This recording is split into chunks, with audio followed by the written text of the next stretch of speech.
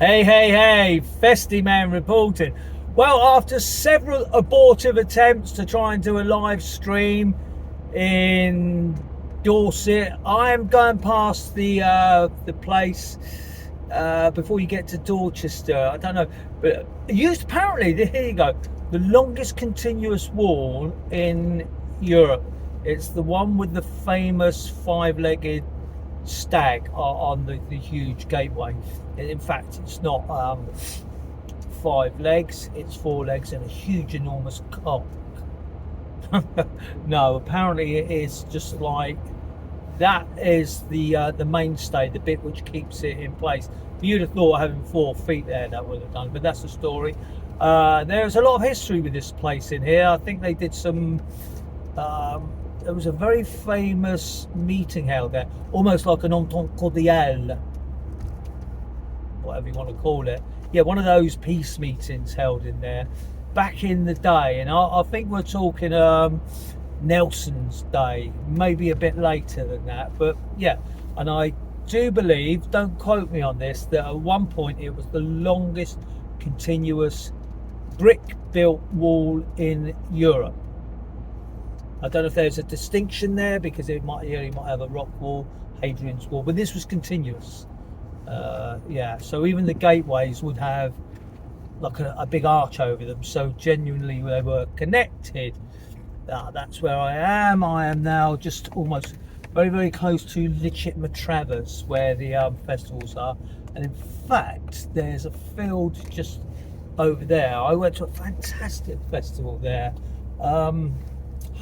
Oh, the girls. It will come to me.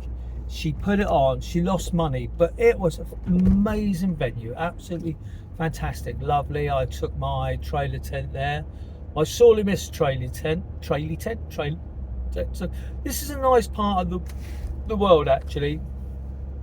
This place here has got all the sheep in the field, and in springtime you have all the lambs there. They have a big sign up, lamb for sale, so you know they're about to get it. They're going to get it later on. I mean, not get it, but get it. Yeah, so we worked in Shetland once. I say we, when I was doing the flooring, and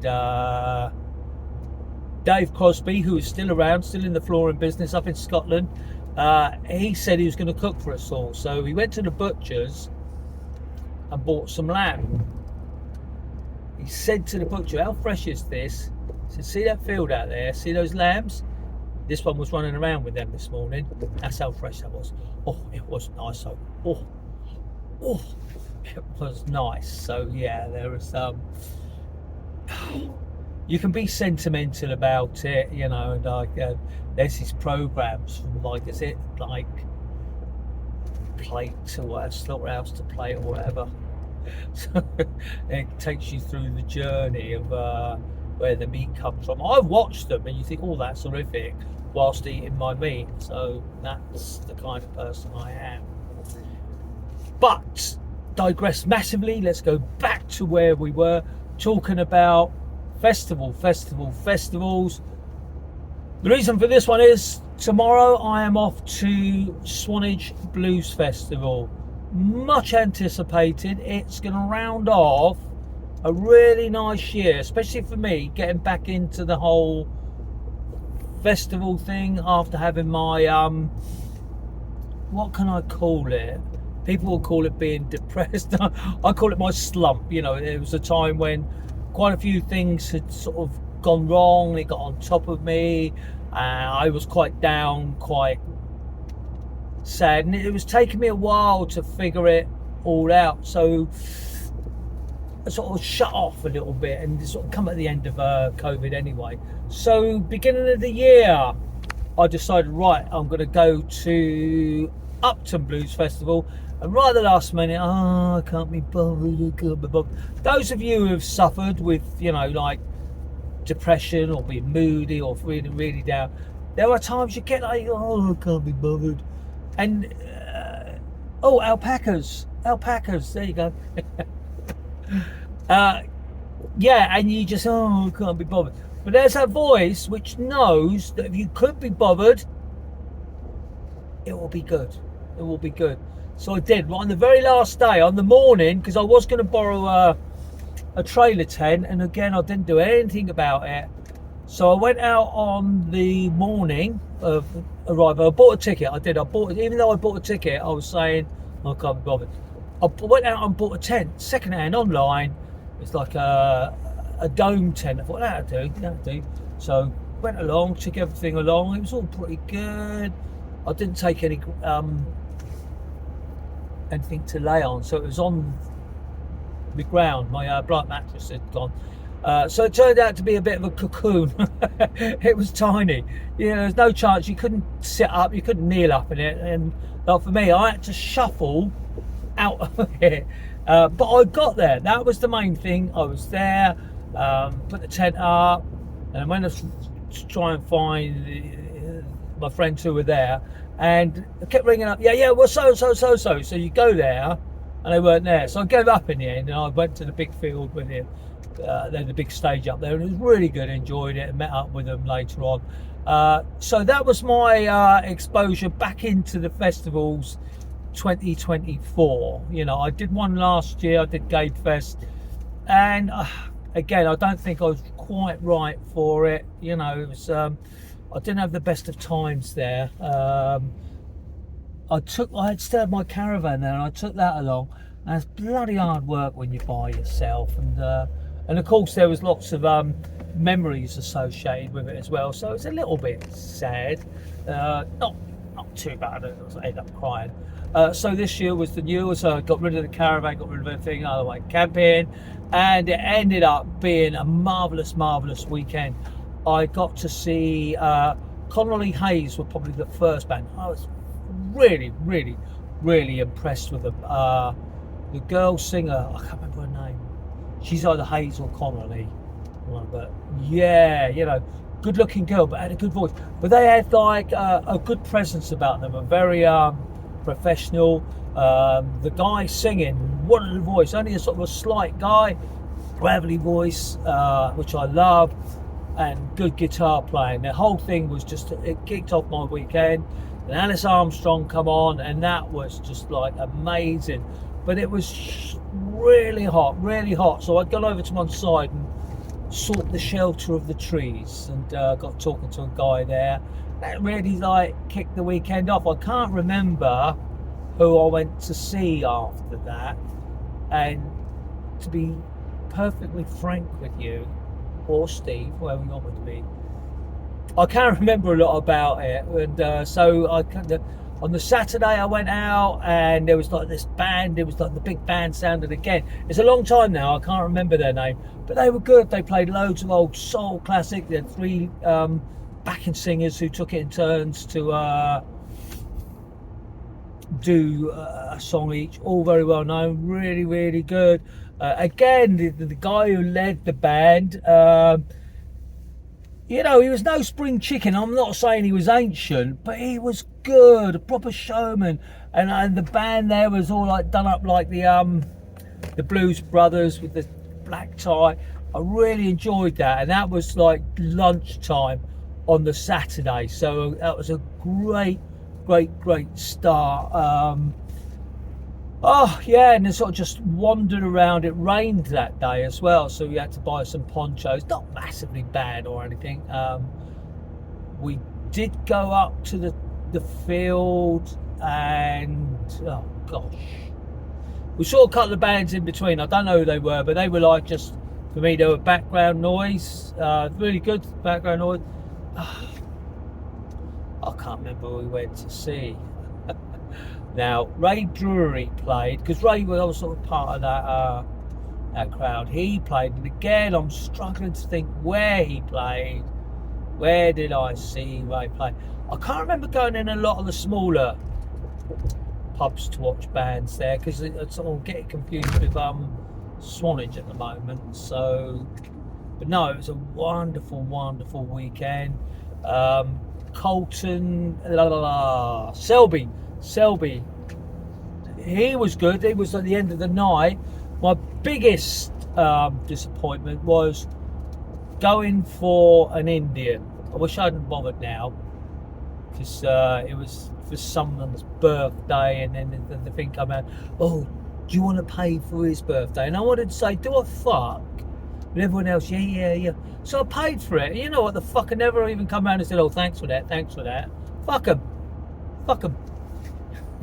They can't want that good either. So, but the worst thing was, we come out and there was a band on, because it was like up the end of the high street, and they walked down to the Riverside stage, and it was Bow Free.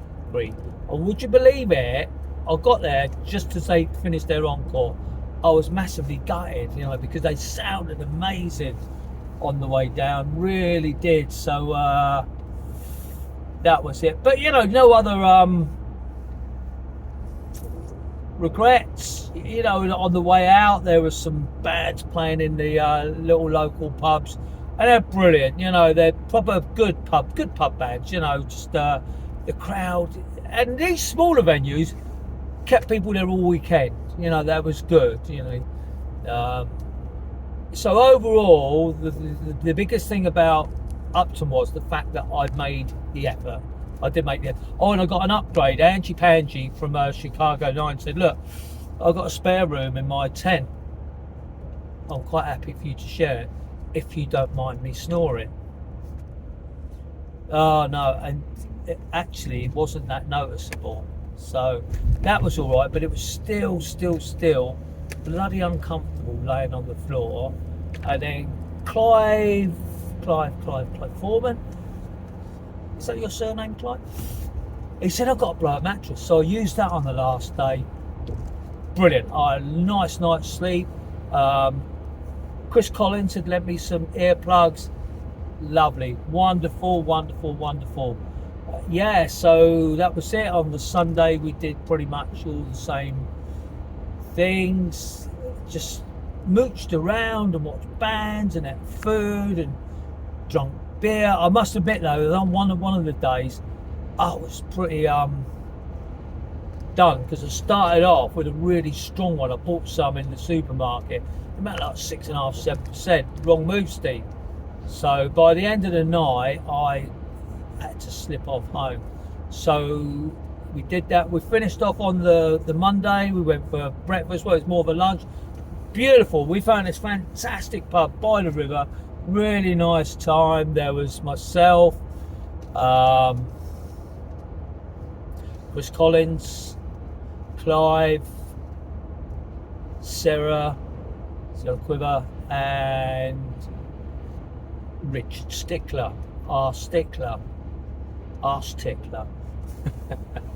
Yeah, and that was good. So that rounded the weekend off nice. So that was the beginning.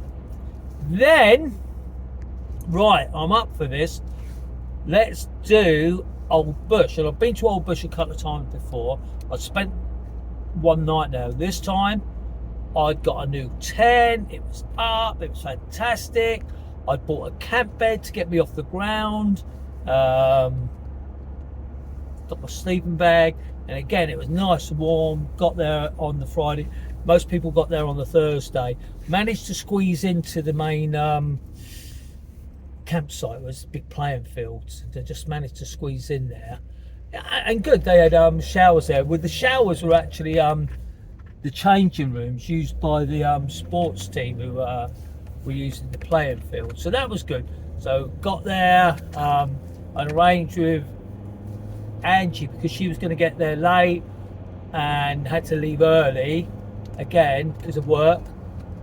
I had a spare room in this tent, marvellous tent. I picked it up for nothing.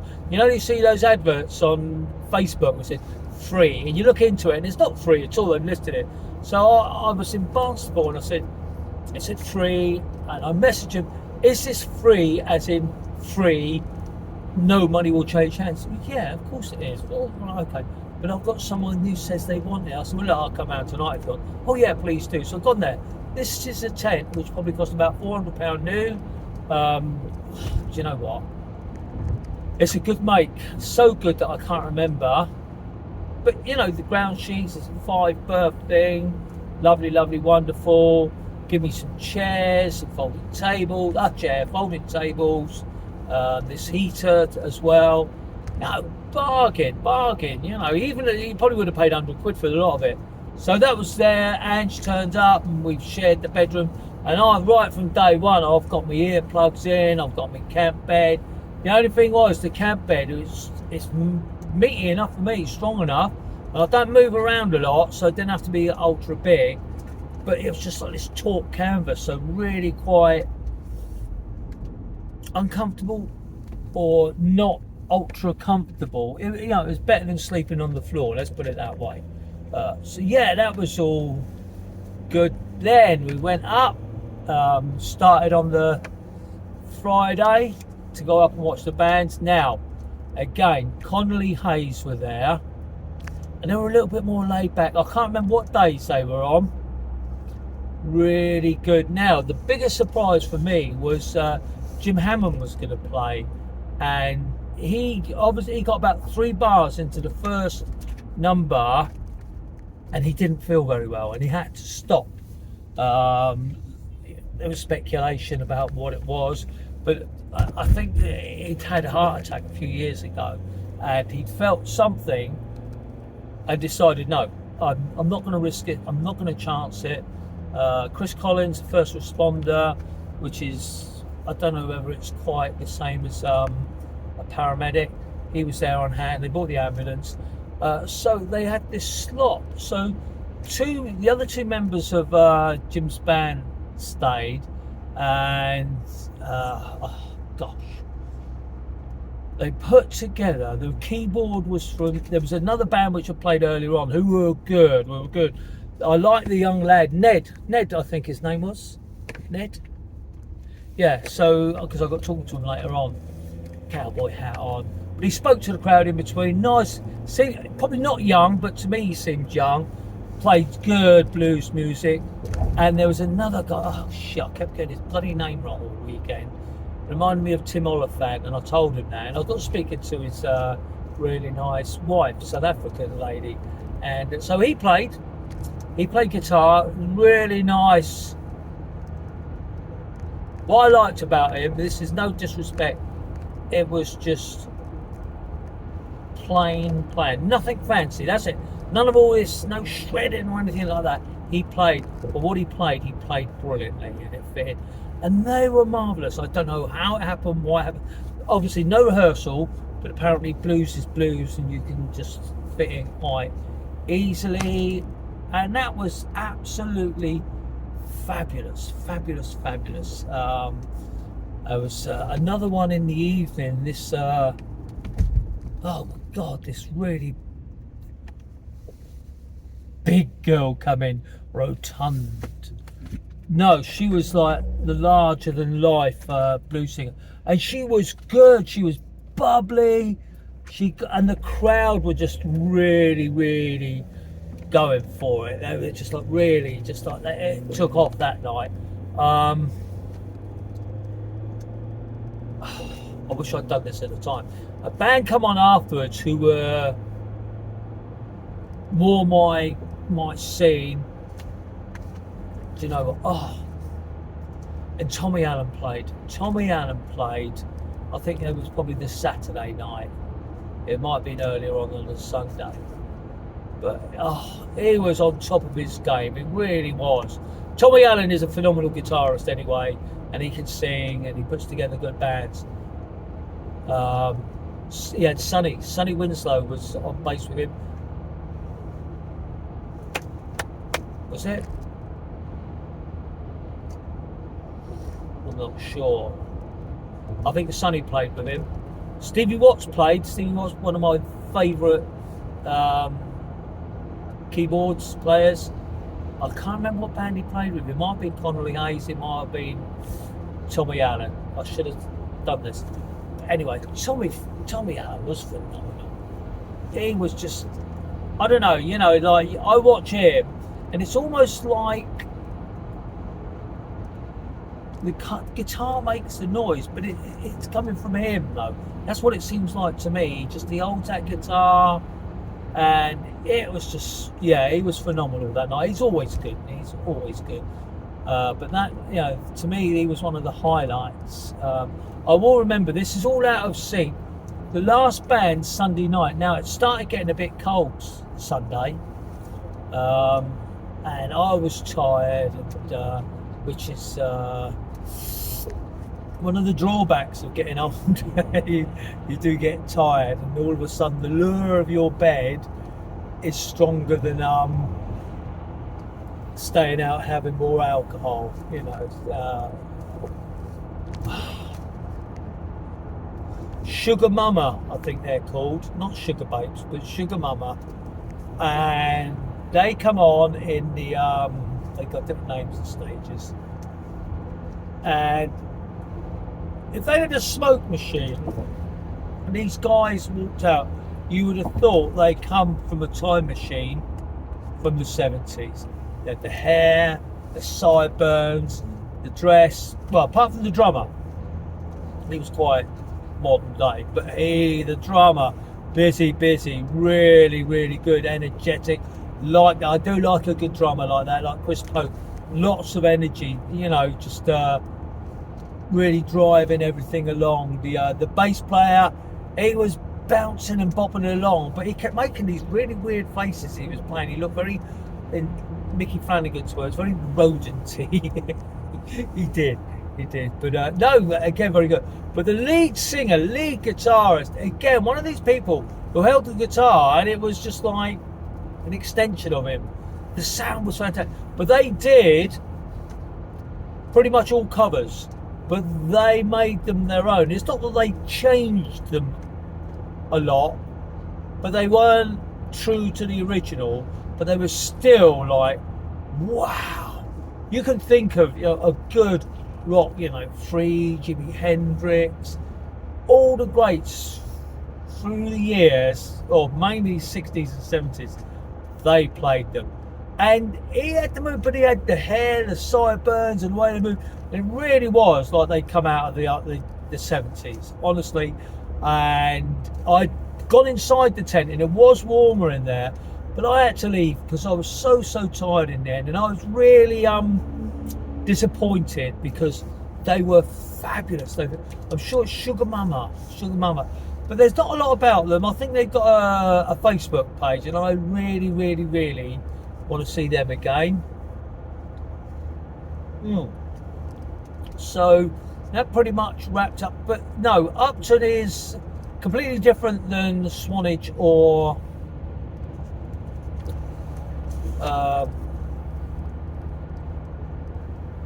Old Bush is different than Upton and Swanage. With Upton and Swanage, you're in different venues all the time, so you move them from place to place to place. But with Old Bush, there's just two stages in the same place, so everybody is in the same place on all the days. So you get to see the people over and over again, because you can go to Upton, you can go to Swanage, and because you're sort of just circulating and milling around, you'll meet someone and say, yeah, I was there. Oh, I didn't see you. There's someone you know really well, and you don't get to see them. So Old Bush was good for that. I really enjoyed that. You take your seats in, you know, put your seats on the grass, and you can leave them there as long as they're at the back. People were parking them in the front of the stage, so they were told off. They no, you're not allowed to do that. We don't want you doing it. This isn't Spain. You're not Germans with your towels on the seats. Take your seats away. Or my thoughts was, if you come back, be fully expectant to have someone sat in them, which I think is fair. Yeah. So Old Bush was good. Lots of alcohol consumed. They had real good selection, and they don't bump the prices up stupidly, which is fantastic. You know, again, the same people, same crowd, and you know, the tent did marvellously well. I took my camping gear along, did my cooking stuff, so I did myself breakfast rolls in the morning, which was fabulous. So this time we're going to Swanage. We're all a little bit divided up. I say we, because like the blues, I used to have the Festie family, but this is like the blues band. The blues bunch. I'm going to call us the blues bunch. you know, so it's tend to stick together. And I've like forced my way in, sort of been invited, and I think they're quite happy to have me there. Yeah, so that's going to be really cool, and I imagine that we will meet up. Chicago 9, I've got a couple of gigs there. Who am I looking forward to?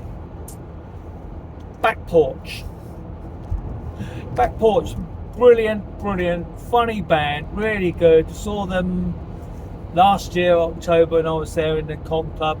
I think they're back in the Con Club. Scoundrels with Eddie Mac up at the Legion, now the Legion. Oh, my favourite place. Chicago 9. There's a few other bands, and I